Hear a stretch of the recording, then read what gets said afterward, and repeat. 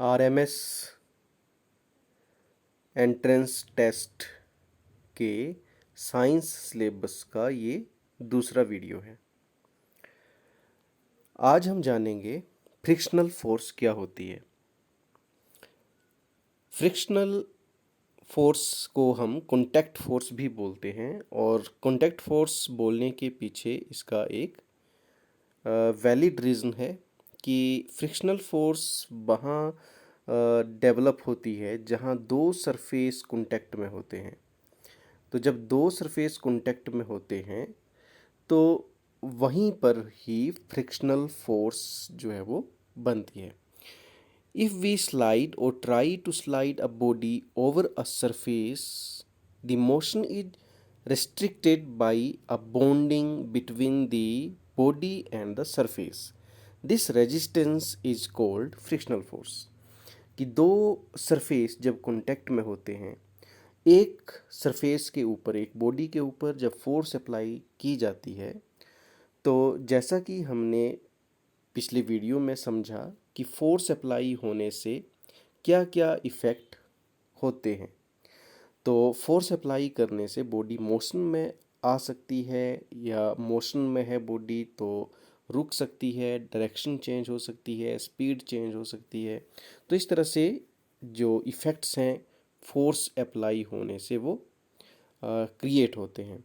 तो जब दो ऑब्जेक्ट आपस में कांटेक्ट में हैं और हम फोर्स अप्लाई करते हैं तो जो मोशन के लिए रेजिस्टेंस डेवलप होता है सरफेस की वजह से, इसी रेजिस्टेंस को हम फ्रिक्शनल रेजिस्टेंस बोलते हैं और इसी को हम फ्रिक्शनल फोर्स बोलते हैं।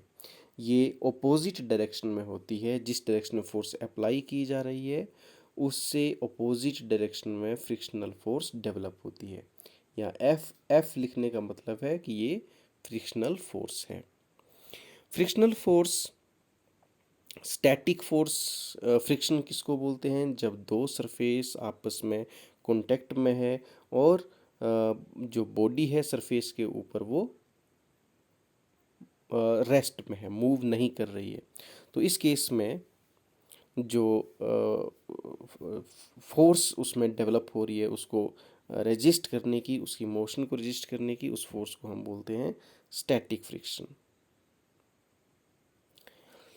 नेक्स्ट है limiting frictional force. Limiting frictional force का मतलब क्या है कि वो मिनिमम फोर्स जिसे अप्लाई करने पर ये बॉडी मूव कर जाएगी, उस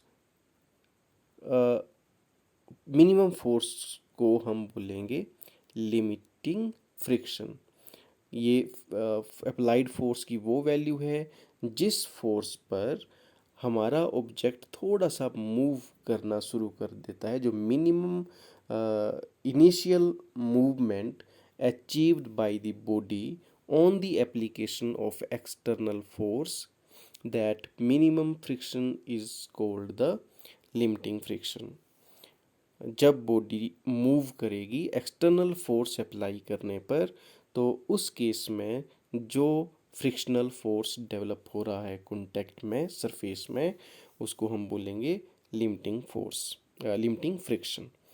अगर बॉडी रोल कर रही है दूसरे ऑब्जेक्ट के सरफेस के ऊपर तो इस केस में जो रेजिस्टिंग फोर्स डेवलप हो रही है इस रोलिंग ऑब्जेक्ट में, इस फोर्स को हम बोलेंगे रोलिंग फ्रिक्शन। तो ये जो फ्रिक्शन है ये है रोलिंग फ्रिक्शन। कब डेवलप होगा? जब बॉडी रोल कर रही है दूसरे सरफेस के ऊपर। स्लाइडिंग फ्रिक्शन क्या होगा? जब एक सरफेस के ऊपर दूसरा ऑब्जेक्ट स्लाइड कर रहा है तो इस केस में जो फ्रिक्शनल फोर्स रेजिस्ट कर रही है इसकी मोशन को, तो उसे हम बोलते हैं sliding force, sliding friction. Next है काइनेटिक फ्रिक्शन। ये टर्मिनोलॉजीज़ हैं फ्रिक्शन को समझने के लिए। स्टैटिक फ्रिक्शन कब बोल दिया? जब बॉडी रेस्ट पर है, दूसरे सरफेस के ऊपर मूव नहीं कर रही है। लिमिटिंग फ्रिक्शन किसको बोल रहे हैं? वो मिनिमम फोर्स जिसे अप्लाई करने पर ऑब्जेक्ट दूसरे सरफेस के ऊपर मूव करना शुरू करता है, इस केस में जो फ्रिक्शन डेवलप होता है इसको बोलते हैं लिमिटिंग फ्रिक्शन। फिर बात आती है रोलिंग फ्रिक्शन की। जब सरफेस के ऊपर कोई सिलिंड्रिकल ऑब्जेक्ट रोल कर रहा है, ऐसा ऑब्जेक्ट जो क्या कर रहा है, दूसरे सरफेस के ऊपर रोल कर रहा है, तो रोल करते टाइम जो फ्रिक्शन डेवलप हो रहा है इस ऑब्जेक्ट के ऊपर, तो इस फ्रिक्शन को हमने बोल दिया रोलिंग फ्रिक्शन। स्लाइडिंग फ्रिक्शन, जब ऑब्जेक्ट स्लाइड कर रहा है दूसरे सरफेस के ऊपर, तो उस केस में जो इसकी मोशन को, इसकी मूवमेंट को रजिस्ट कर रही है फोर्स, इसको हमने बोल दिया स्लाइडिंग फ्रिक्शन। तो ये टर्मिनोलॉजीज हैं फ्रिक्शन को समझने के लिए। इसी तरह से काइनेटिक फ्रिक्शन एक टर्म है। तो काइनेटिक फ्रिक्शन कब है, जब बॉडी मूव कर रहा होगा दूसरे सरफेस के ऊपर, तो मोशन की वजह से जो फोर्स होती है उसको हम काइनेटिक बोलते हैं, काइनेमेटिक्स। काइनेटिक का मतलब ही मूवमेंट से होता है कि जब मोशन की वजह से जो फ्रिक्शन डेवलप हुआ, when a body moves over other body, then the force of friction acting between two surfaces in contact in relative motion is called kinetic friction. Non contact forces, तो अभी हमने contact force की बात करी। Contact force क्या है, frictional force जो है ये कॉन्टैक्ट फोर्स का एग्जांपल है कि जब दो ऑब्जेक्ट आपस में कॉन्टैक्ट कर रहे हैं तब जो फोर्स डेवलप हो रही है इसको हम बोलेंगे contact force. Non contact forces के एग्जांपल क्या हैं? नॉन कॉन्टैक्ट फोर्स है force due to gravitation, force due to magnetism and force due to static electricity या इलेक्ट्रोस्टैटिक फोर्स। इसको हम FE से नोट करते हैं, electrostatic force. Force due to gravitation, gravitational force क्या होती है, दो ऑब्जेक्ट के बीच में जो अट्रैक्शन होता है, दो ऑब्जेक्ट के बीच में जो अट्रैक्शन होता है उसको ग्रेविटेशनल फोर्स बोलते हैं।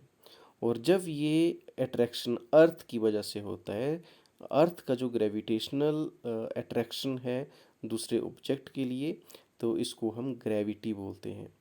ग्रेविटी की वजह से ही जो ऑब्जेक्ट है वो अर्थ की तरफ को अट्रैक्ट होता है। तो अर्थ की जो ग्रेविटेशनल फोर्स है इसको हम ग्रेविटी बोलते हैं। तो ये हम बात कर रहे हैं नॉन कॉन्टैक्ट फोर्सेस की। इस केस में दो ऑब्जेक्ट आपस में कॉन्टैक्ट में नहीं है।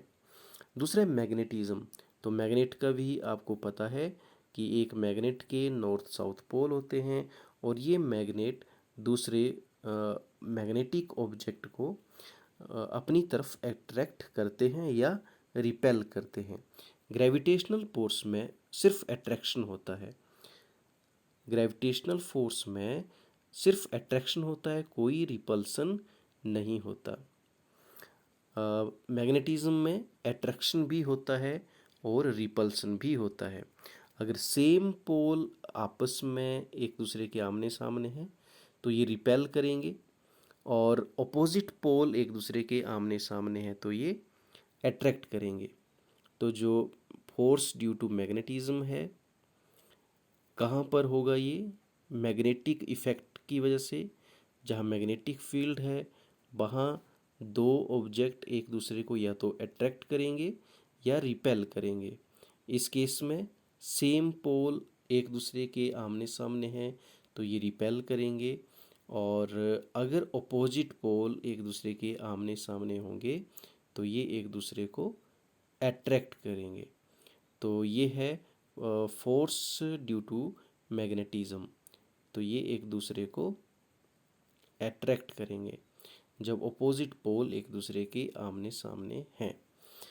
तो मैग्नेटिज्म में दो पोल होते हैं, एक नॉर्थ एक साउथ, और मैग्नेटिक फील्ड क्या करती है, दो ऑब्जेक्ट जो हैं अगर उनके पोल सेम पोल आमने सामने है तो रिपेल करेंगे, तो इसको रिपल्सन बोलते हैं। अगर वो एक दूसरे को दूर भेज रहे हैं तो हम बोलेंगे रिपल्सन हो रहा है। और अगर वो एक दूसरे को अपने नज़दीक खींच रहे हैं तो हम बोलेंगे एट्रैक्शन है। तो फोर्स ऑफ एट्रैक्शन और रिपल्सन मैग्नेटिज्म में एग्जिस्ट करता है, लेकिन ग्रेविटेशन में एग्जिस्ट नहीं करता। ग्रेविटेशन में क्या है? ग्रेविटेशन में ओनली फोर्स ऑफ एट्रैक्शन है। चलिए अगली बात समझते हैं, फोर्स ड्यू टू इलेक्ट्रोस्टैटिक। तो इलेक्ट्रोस्टैटिक फोर्स क्या होती है? अच्छा, फोर्स के ऊपर ना ऐसा एरो भी आपको कई बार देखने को मिल सकता है इस तरह से। तो इसका मतलब होता है कि फोर्स एक वेक्टर क्वांटिटी है, और वेक्टर क्वांटिटी का मतलब होता है कि इसका मैग्नीट्यूड भी है और डायरेक्शन भी है। अब मैग्नीट्यूड और डायरेक्शन का मतलब क्या होता है कि ऐसी क्वांटिटीज़ जो हैं ये डायरेक्शन के साथ इनकी वैल्यूज़ में इफ़ेक्ट आता है। इसको एक एग्जांपल के साथ समझ लेते हैं कि जैसे कोई ऑब्जेक्ट है, इस ऑब्जेक्ट ये बैग हो सकता है आपका, इसको आप एक्सपेरिमेंट कर सकते हैं कि ये आपका कोई बैग है, और इस बैग को आप अपने हैंड के साथ सीधे ऊपर को पुल करते हैं तो आप इसको इजीली हैंड से उठा लेंगे।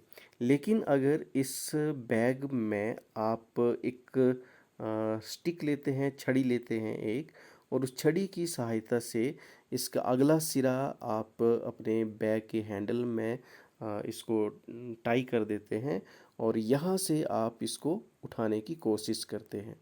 फोर्स अब आप इतनी दूर से लगा रहे हैं तो ये बैग उठाना आपके लिए मुश्किल हो जाएगा।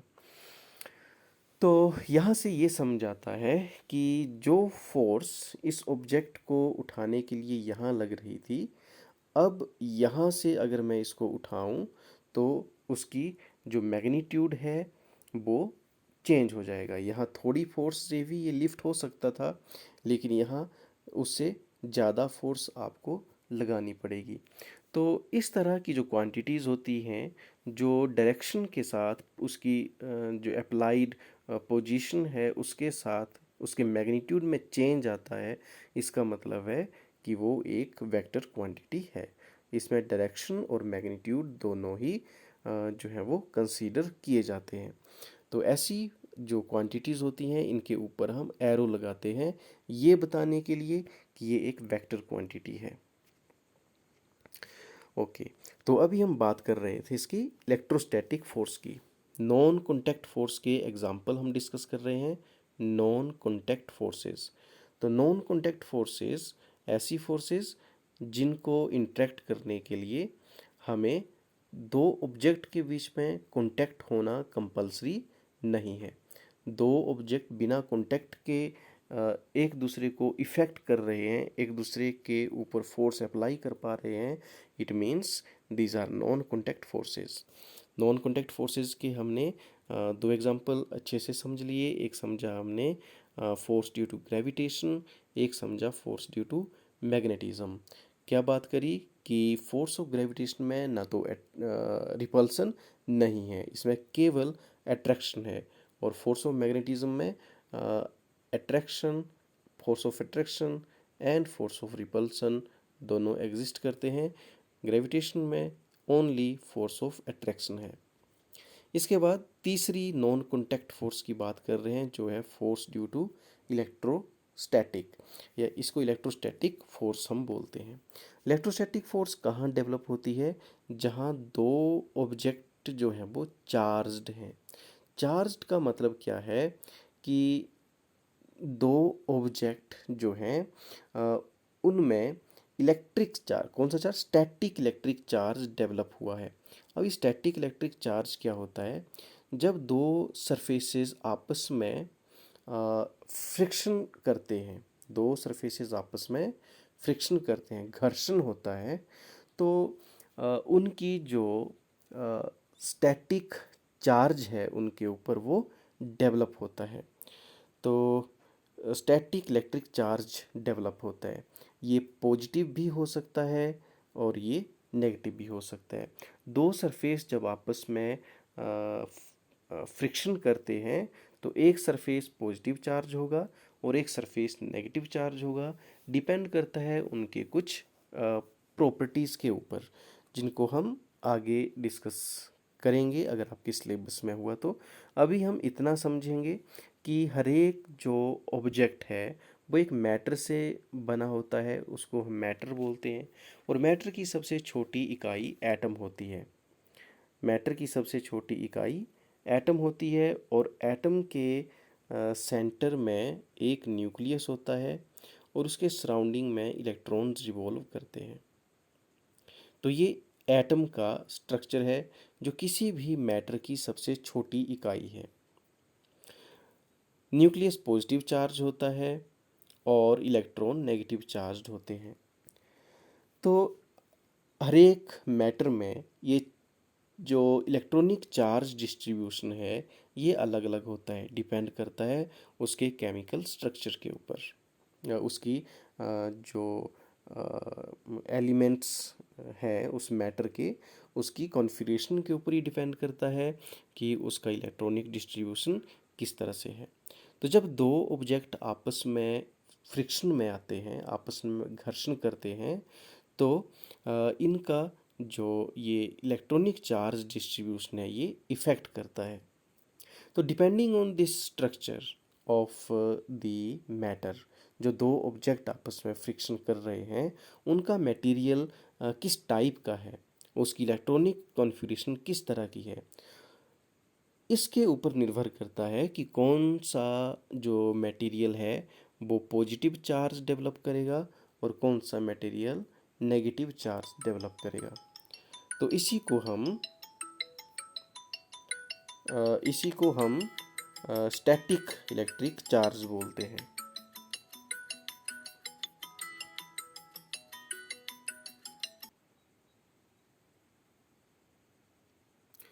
तो इस तरह से हमने समझा कि स्टैटिक चार्ज क्या होता है। जब दो सरफेस आपस में फ्रिक्शन में होते हैं, घर्षण करते हैं, तो उनके बीच में चार्जेस डेवलप होते हैं और ये जो चार्जेस हैं ये आपस में अट्रैक्ट या रिपेल करते हैं।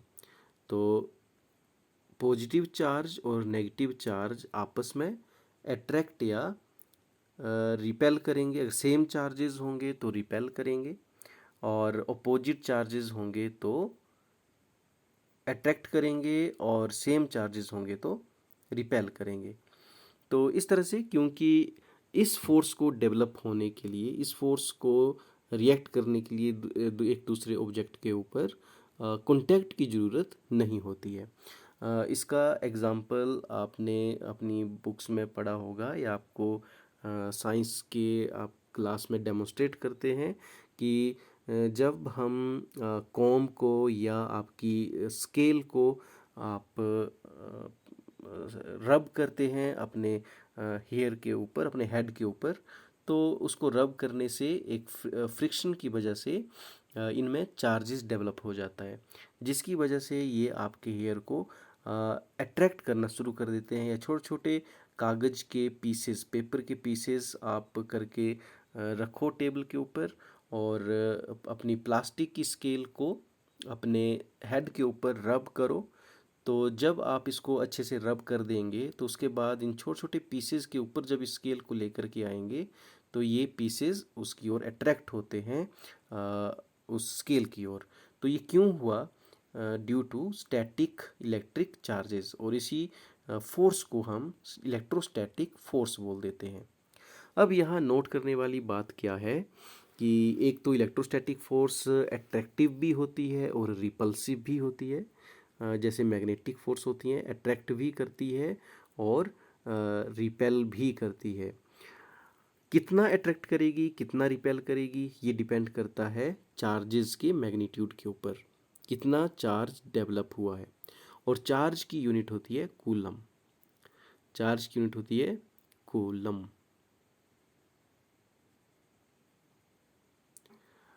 तो कितना कूलम चार्ज डेवलप हुआ, और फोर्स की यूनिट तो न्यूटन होती ही है। तो फोर्स कितनी डेवलप हुई, Q1 Q2 divide by R का स्क्वायर और एक कांस्टेंट मल्टीप्लाई करते हैं जिसको 1/4 पाई एप्सिलॉन नॉट बोलते हैं।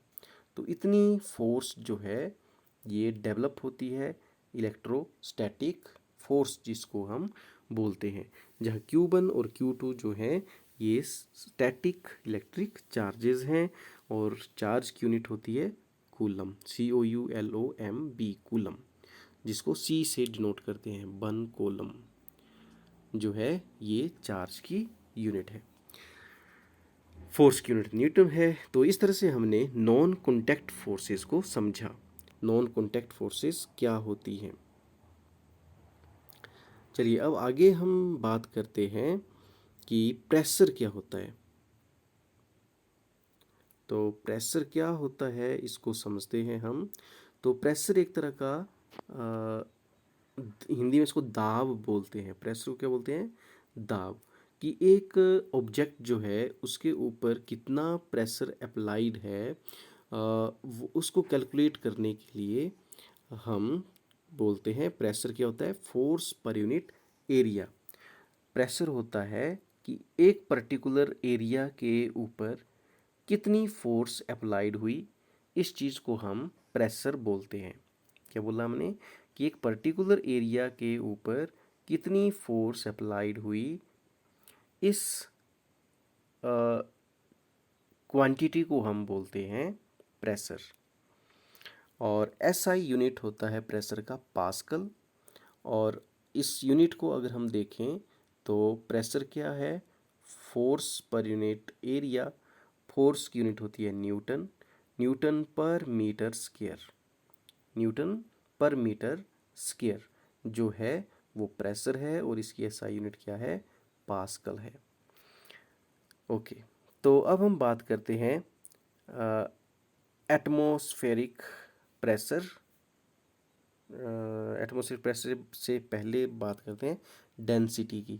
डेंसिटी होती है मास पर यूनिट वॉल्यूम, कि एक पर्टिकुलर वॉल्यूम में कितना मास ऑक्यूपाई हो रहा है, इसको हम डेंसिटी बोलते हैं। और डेंसिटी होती है मास पर यूनिट वॉल्यूम, और इसकी यूनिट है, मास की यूनिट होती है किलोग्राम और वॉल्यूम की यूनिट होती है मीटर क्यूब।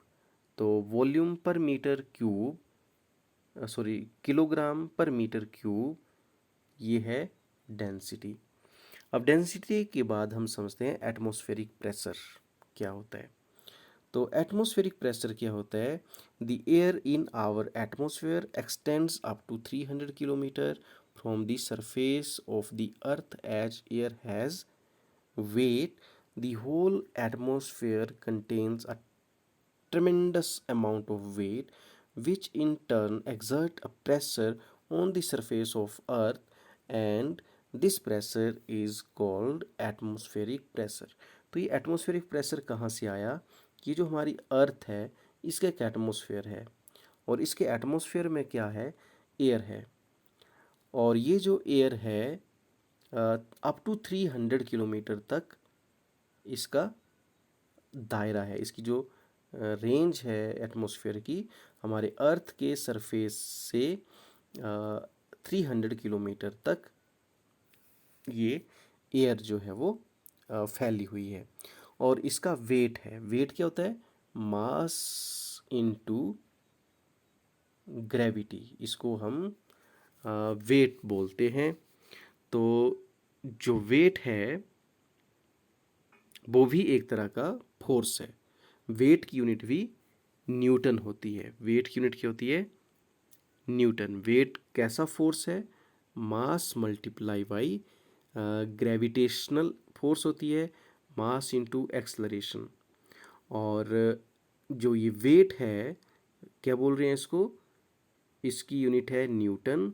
तो जो वेट है ये भी न्यूटन में ही मेज़र होता है, और ये है क्या, मास मल्टीप्लाई बाई ग्रेविटी।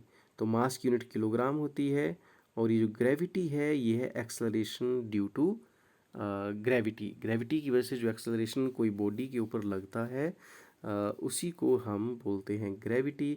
तो kilogram mass multiply by gravity acceleration due to gravity is force is newton, its unit is newton. तो अभी हमने समझा कि अगर किसी पर्टिकुलर सरफेस के ऊपर फोर्स अप्लाई होती है तो इसको हम क्या बोलते हैं कि यहाँ पर कुछ प्रेशर लग रहा है। तो प्रेशर क्या है? Force per unit area. और जो हमारा एटमॉस्फेयर है इसमें किस वजह से फोर्स बनी? वेट की वजह से। किसके वेट की वजह से? एयर के वेट की वजह से। और एयर के वेट की वजह से जो फोर्स बनी हमारे अर्थ के सरफेस के ऊपर, तो वहाँ पर प्रेशर डेवलप हुआ और इसी प्रेशर को हम बोलते हैं atmospheric pressure. Atmospheric pressure is due to the weight of air present in atmosphere. Atmospheric pressure also acts in all the directions.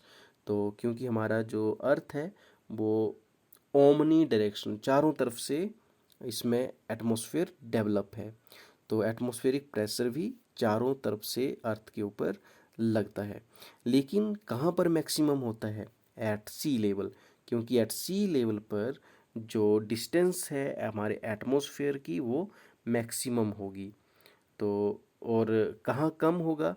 जो हमारे पीक्स हैं, माउंटेन पीक्स हैं, वहाँ पर जो एटमॉस्फेयर का डिस्टेंस है, हमारे जो एयर की एटमॉस्फेयर की रेंज है वो डिस्टेंस मिनिमम होगी, तो यहाँ प्रेशर भी कम बनेगा।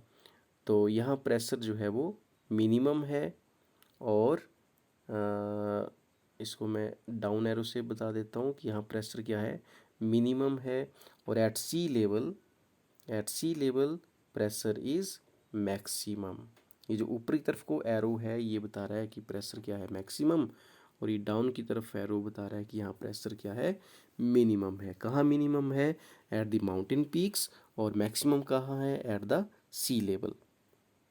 Eight sea level atmospheric pressure is 1.013 into 10⁻³ pascal. तो ये है atmospheric pressure at sea level. कितना है? 1.013 into 10⁻³ pascal.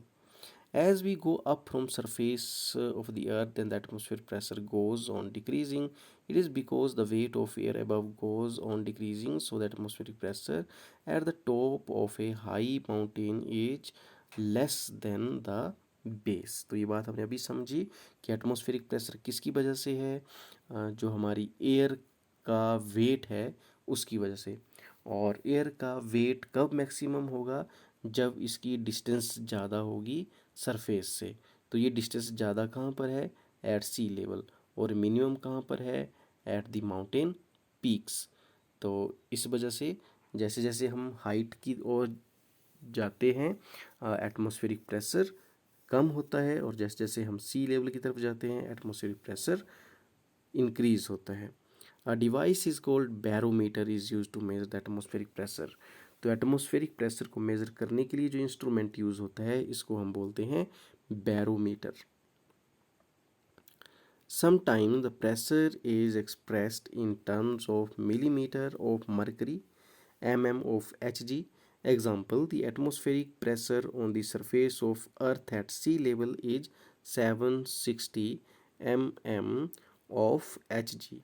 760 mm of Hg और 0.76 metre of Hg means mercury. तो ये भी एक प्रेशर को मेज़र करने का एक तरीका है जिसमें मरकरी फिल की जाती है एक कंटेनर में, और इसमें एक इस तरह से टेस्ट ट्यूब रखी होती है, और इस टेस्ट ट्यूब पर मेज़र की होती है डिस्टेंस। इस तरह से जो ये mm की बात की जा रही है, तो ये mm जो है इस टेस्ट ट्यूब का mm है। और जब इसके हम अलग अलग लोकेशन में इस सेटअप को हम रखते हैं, तो ड्यू टू एटमॉस्फेरिक प्रेशर ये जो मरकरी है ये इस टेस्ट ट्यूब में ऊपर की तरफ को मूव करती है। तो जितना ज़्यादा एटमॉस्फेरिक प्रेशर होगा ये उसी प्रोपोर्शन में ये टेस्ट ट्यूब के अंदर को ऊपरी तरफ को उठेगी। तो इस सेटअप को भी हम एटमॉस्फेरिक प्रेशर को मेज़र करने के लिए यूज़ करते हैं। इसलिए एटमॉस्फेरिक प्रेशर को हम मरकरी की हाइट के साथ भी हम एटमॉस्फेरिक प्रेशर को मेज़र कर लेते हैं, जो कि आपको यहाँ बताया 760 mm, और इसको कन्वर्ट कर दिया मीटर में तो 0.76 मीटर ऑफ दी Hg। तो इस तरह से हमने समझा कॉन्टैक्ट फोर्स क्या होते हैं, नॉन कॉन्टैक्ट फोर्स क्या होते हैं, एटमॉस्फेरिक प्रेशर क्या होता है, और इसको कैसे मेज़र करते हैं। अब आपके ये एक्सरसाइज के क्वेश्चन हैं। अब इजीली आप इन एक्सरसाइज के क्वेश्चन को सॉल्व कर सकते हैं।